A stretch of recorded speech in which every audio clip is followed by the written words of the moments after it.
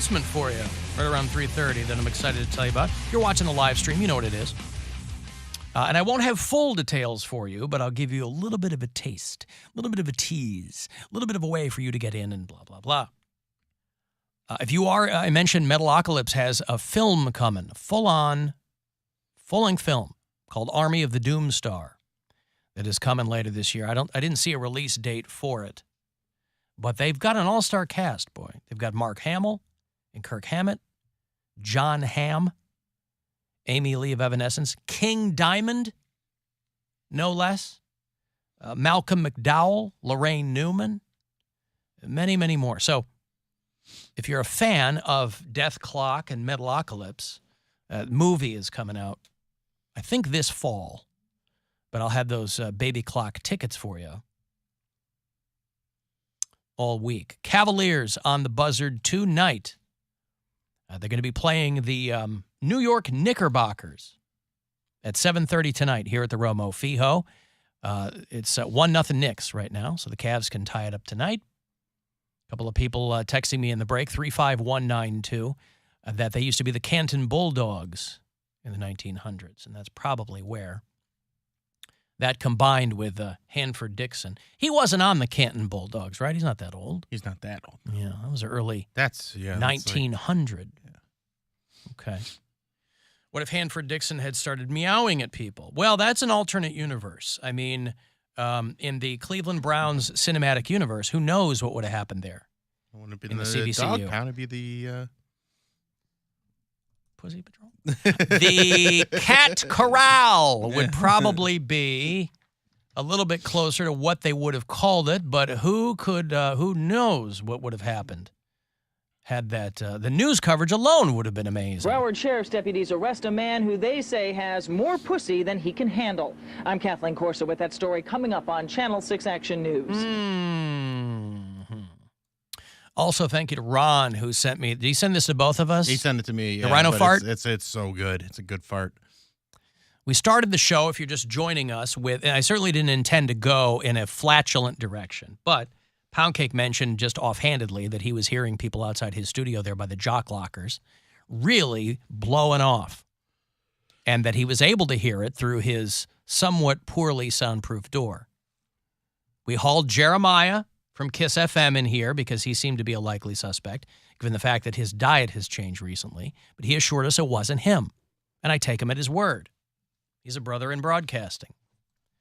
But somebody sent us a clip of a documentary. If you're watching the live stream, you'll see it here. Clip of a documentary with a guy sitting there having a chat, and there's a rhino right behind him who really lets one go. Speaking, I've been here for a very long time. I've been with this northern white kind of...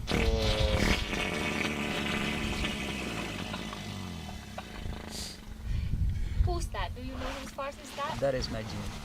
Okay. She always make a long one. Why does she ask him, do you know whose fart that was? He's sitting in front of a giant reclining rhino. Mm-hmm. Do you know whose fart that was? Been here for a very long time. I've been with this northern white kind of... It's so sloppy. Well, it is a rhinoceros. It's explosive. That would probably make me throw up. Well, this guy's probably used to it. I mean, he's working with all kinds of wildlife, right? Yeah. He's like a park ranger or something. What are you doing? Besides laying down in a public space. Nothing. I'm just finishing my latest obit, and I just feel like, it's really good energy here. The couch in the hallway by the bulletin board where people come to fart? Yep, exactly. Anybody watch that show? It's called Not Dead Yet? No. It's surprisingly very funny. What is it? I never even heard of it. Yeah, it's one of those shows that gets suggested to you when you're watching Hulu, because we've been watching Ghosts, because it's a show we can all watch. Mm-hmm. And it suggested this show called Not Dead Yet. It's a CBS sitcom. I don't even know when it's on. I don't know when anything's on anymore, because we can watch whatever we want whenever we want. And it's Gina Rodriguez, who used to be in a show called Jane the Virgin, which I never watched, but it was a big show at the time. And this girl, Hannah Simone, who used to be in New Girl. Remember Hannah Simone? Yeah. Super, super foxy. She was supposed to be in the Greatest American Hero reboot, but that got killed. Anyway, she's in this show. It's about a girl. She was Cece. New Girl is now on Hulu, too.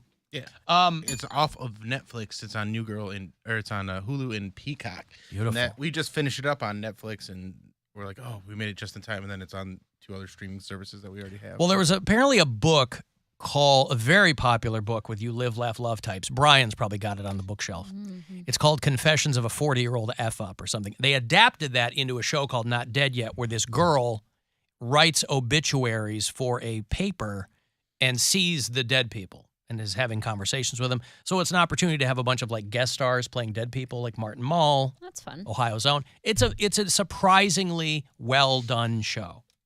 But I don't know that anybody knows about it. There's a handful of very good traditional sitcoms that are on, but I don't think anybody's watching them. And that's one of them. There's just so many But shows Chef to recommends. watch, and then everybody just watches the shows they've already watched again and again and again. Well, for a long time, for me, it was Seinfeld, obviously.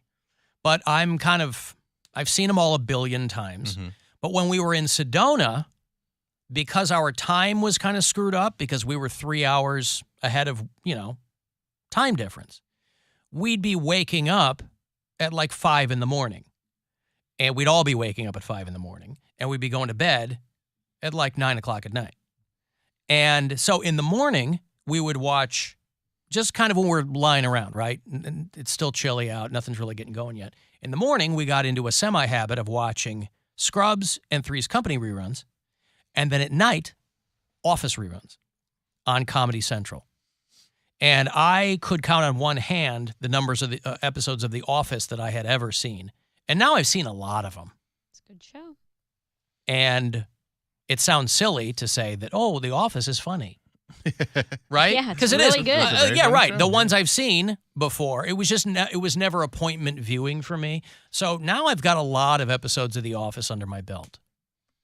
Do you have shows like that where they got more popular because of streaming, but you feel almost like a band that got popular and you're like, well, I liked them when? Like The Office, like I watched first run on like all the way through. That's me and my high school sweethearts show. Yeah.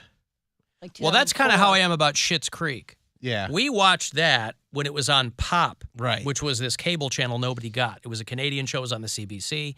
And then it got on Netflix, and that's when everybody started talking about Schitt's Creek. You're talking about getting into a show late, though. Well, no, I'm talking about you hear people are getting into it, but you're like, you should. Well, yeah, I know The Office is good. I watched it when it was first on. Oh, I see, Or yeah. like The Munsters was like that for me. the. But I didn't see it Well, like you were the also 70s. The shows from the 50s. The Munsters. Wow. I watched it.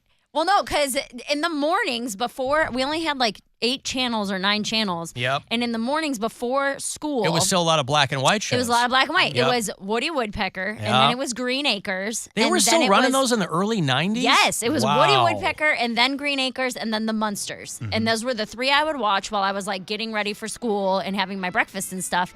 And then I remember they went to, oh my God, what is the TV channel? Like That's- Me TV. Something like that. Yeah. It's always playing these reruns of those shows. Like and 43, like WUAB. no. There's like a now. Oh, There's like now, a okay. cable channel that It's like plays Me all TV. these Okay, old yeah. school shows. Yeah. And my friends got into it in like college, and I was like, I've been watching the Munsters since I was like 10. Well, we clicked on the Munsters just clicking around, and my daughter recognized the Munsters theme because of the Fall Out Boy song Uma Thurman, which uses the melody for the Munsters Yeah. as the primary melody of that song. And so that's the attachment that show's she's got to funny, it. dude. The Munsters? Yes. For its time, it was pretty well written. There's the one episode where the wife wants to get a job, and her like that crotchety old grandpa is trying to convince her how that's like the worst thing that could happen to her relationship and stuff. Like watching it back, and I'm like, these were like real big problems during this time. Oh, yeah. Women wanting to be independent was worthy of a special episode. Yeah. It's insane. And I don't think that I realized, okay, because Yvonne DiCarlo was the actress that played Lily Munster. Lily Munster, the wife. Herman right. is the Herman Munster was Fred Gwynn. The only one still alive is Butch Patrick. He kind of made a living doing Comic-Cons and yeah. things. Yeah, when I first got going in radio, the show I was working on was You New know how Butch to Patrick, treat- so he was around all the time. I heard he throws, Eddie Munster throws, like the tables that he uses at those Comic Cons, like he gets them all dirty and it looks like he throws them into mud puddles. It's like a Butch rumor about Patrick? him. Yeah. What am I missing? I don't know either. Don't you worry about it. The people that know what I'm talking about know what I'm talking about. Great. I know. Anywho, so, but what I didn't realize, the show is called The Munsters, and I think I was probably last week old when I realized that they're all a different monster. Yeah. He's Frankenstein. Yeah. She's a vampire. Uh-huh. And Eddie is a werewolf. Yeah. But what's Grandpa? Grandpa's like a He's another vampire. Yeah. But he's also like They don't have a mummy. potionist. Pardon me. What's the word I'm looking for? He makes Alchemist? potions. Yeah, but that's not the name of Like it. a wizard like a or- mad scientist. Yeah. Like he's always making potion. Like so many of the plots of those episodes are him making the wrong potion, and then Okay. it messes everything up. I mean, Grandpa Al has been dead for a long time. Butch Patrick is 69 Nice. years old. But yeah, I was like, oh, they're all different. Of course, Fred Gwynn had that big comeback in the 80s when he was in Pet Sematary, and he was also the judge in My Cousin Vinny. What is a Ute? That was Fred Gwynn. Very, very tall guy, great voice, wild face. Like, I couldn't get into that Rob Zombie Munsters reboot. I didn't even watch it. Yeah, I didn't because want it it's- to ruin it. Well, it's not even that. It's like they can't figure out, he couldn't figure out what he wanted the tone to be. So it's super, super kind of colorful and campy, but in a weird, unfunny way. I don't know. But I was more of an Addams Family guy when they would do the black and white reruns on Sunday mornings. But the Munsters, yeah, listen, here's my point. Kids, you're never too old to learn something. And I just learned that the Munsters are named that because they're all different monsters. I thought they were different cheeses.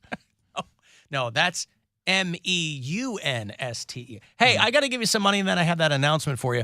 Right now, $1,000 to you. Plenty of chances for you to win. So if you have struck out thus far, don't sweat it. But I hope you win here. It's courtesy of the Buzzard Bookie. Good luck. This is your chance to bet with the Buzzard Bookie and win $1,000 now. Enter this nationwide keyword at WMMS.com. Bills. That's bills. Enter it now at WMMS.com. All right. I want to take you back in time. Take you back in time. Want to play some Huey Lewis? Yes. It is still hip to be square. I'm going to go back in time. Gonna go back in time. That old SNL sketch. I want to take you back to June 30th of the year 2000. Northeast Ohio, June 30th, 2000, was the last Buzzardfest. And we're bringing it back. Woo! You longtime Nice. MMS listeners will recall Buzzardfest as an unparalleled lineup of bands. You can go all the way back to the World Series of Rock, right? But in the early 2000s, late night Buzzardfest, out at Blossom, did it at Jacobs Pavilion. The Ramones played on one show when No Doubt was a big deal. They played Buzzardfest. STP played Buzzardfest. 311 played. Now, I'm not going to tell you the lineup today. Rover's going to announce. Why would ya? Rover's going to announce the whole thing next week, 1 week from today. I'm telling you to get your early bird tickets. Buzzardfest is returning to Cleveland. I don't think, am I supposed to give the date? Yeah, I think you get the date. Can I give the date? Yeah, I don't know there's anything. a press release that had the date. And Just stuff not the on it. lineup. Just not the Okay. lineup. Friday, August 4th. This And is the part. This location. is part of a full weekend, by the way. So it's going to be our Buzzard Fest Friday, August 4th, and then the next day, August 5th, they're doing WJR Country Jam. You can buy tickets for either. You can buy tickets for both. The early bird special is now. Those start at $40. Where do people go? It's a good question. It is a good You- question. You mean where will it be held? Or you mean where do they go to get the tickets? Where do they go get the tickets? You want to get those early bird tickets, which is a very, very good deal. You're gonna, especially with this lineup that is going to be announced next week. Yep. We're privy to it. We know what it is. Yep. We just can't say it. And it is really good. It's a great lineup. There's I no was- scrubs. Yeah, it's a I really didn't good see the lineup. lineup. Did I get a different email? You did not. Victory Park in North Ridgeville is where this is going to happen. Victory Park if you know where that is. See tickets? Is that where we're telling? That's what my link takes me to. You could probably go to WMMS.com too and get the details. Early bird tickets start at $40. They're on sale now. If you want tickets for that entire weekend, you can look into that as well. Early bird for adults, $40. $25 for kids ages 3 to 10. So if you want to bring the kids, who knows? But we are bringing Buzzardfest back after a 23-year hiatus. It's coming back to Northeast Ohio. We're very excited about it. We'll have all the details for you next week. RMG will have them, I don't know what time, but the morning of the 25th, a week from today. But I would, if I were you, scoop up early bird tickets. It's going to happen Friday, August 4th, the return of MMS's Buzzardfest at Victory Sports Park in North Ridgeville. And there's lineup announcements to come. There's a beer announcement to come. There's some cool stuff. Yeah, we're going to have all that stuff. So mark it off on your calendar. Get your early bird tickets now. It's going to be Friday, August 4th. We'll all be there. We'll be live. We'll be backstage. We'll be doing stuff. We'll have Poundcake be our roving reporter. Nice. We already have a rover, but he'll be our roving reporter. Do I get to go backstage? Of course. It's the Buzzardfest. You'll have all access. I found the lineup. I'm not going to say anything, obviously, but I don't think we should put Cody in front of these people. That's precisely why he should be our roving reporter. Don't you remember him at the AP MAs? What are you talking about? I wasn't on the show, but I've heard enough about it. Oh, my God. It's the glory days of Poundcake talking to bands he has no clue who they are. It's fantastic. Now, some of these... heard of a single one. I think some of these bands you may have seen, they've probably done maybe Roverfest in years past or seen them on another show that MMS has done. But we will have the official announcement with the entire lineup and all that next Tuesday with Rover. But it's very exciting, and we will have more details for you. But I just wanted to tell everybody about the early bird tickets. Start at $40. Go and get them. I guess go to WMMS.com. The link took me to a website called See Tickets. I met one. SEE Tickets. I met one of the bands already. Well, then perhaps you can call back your conversation with them. I've met all these bands over the course of my career. Well, not one of them. One of the newer bands I haven't met. But here's the point. You can rekindle a past conversation with whichever band you met. And, of course, they're going to go. They'll take a second. They'll play it off like they don't remember you. But who's going to forget you? They'll look you square in the eye and they'll go, of course. Squeeze cake. It's good to see you again. How's the Sniffing History podcast? And then you can have a conversation about that. Would you like to be on it, sir? Yeah. I can start right now. Have a seat, sir. Now get up, please, and let me do my thing. Did you see, by the way, Cody, that they've added a Cavalier's watch party out there at Studio West 17? West 117? No, I didn't see that. You should take McDreamy and go out there. McDreamy. McBoyfriend, whatever you call him. McBoyfriend. McBoyfriend's great. Yeah. The Cavs watch party set for Studio West 117. That's for Game 3. Cavs will be in New York. Game 2, of course, here at home tonight at 7:30. 8:30 Friday night will be Game 3. This is you'll recall, playoff basketball is so exciting. It is the best of 11. So we still have a long way to go. It's not. I'm sorry? Best of 7. That's not that far Best off. of 17? Let's split the difference and call it best of 3. 2. Oh.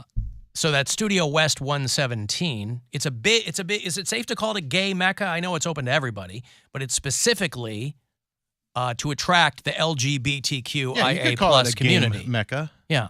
A game mecca because they have like a gay mecca. Game mecca. A Game mecca. Ecca. Yay! A gay mecca. Mecca. Yeah, I mean, it's safe to say You should that. go. I might go. Yeah.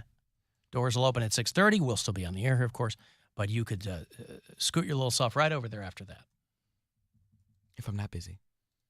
If you're not busy, of Oh, course. you think of coming out to Youngstown to see me at the Funny Farm?